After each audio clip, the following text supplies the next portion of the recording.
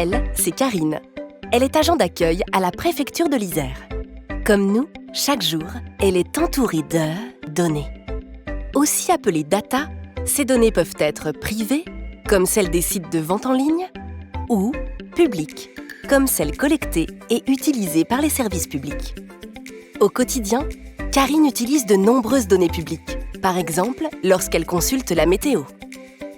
Mais elle ne fait pas que les utiliser, elle en produit aussi. Dans son travail, en comptabilisant ses heures ou en accueillant le public, et dans sa vie privée, en prenant le bus. Lorsqu'elle valide son titre de transport, Karine produit une donnée. Celle-ci est collectée et stockée. En la croisant avec celle des autres passagers, cette donnée permet d'informer la société de transport sur le besoin de renforcer son service.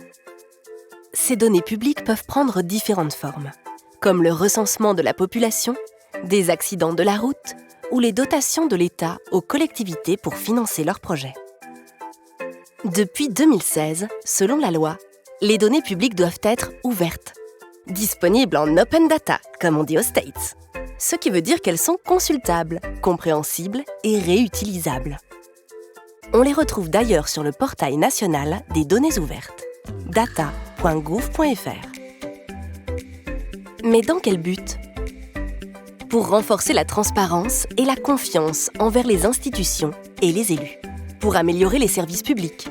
Par exemple, la publication des données de fréquentation des lignes de transport permet de créer les applications des horaires de bus, de métro et de tramway. Pour plus de simplicité. Les administrations publiques peuvent désormais partager leurs données entre elles et ainsi simplifier le service rendu à l'usager des services publics.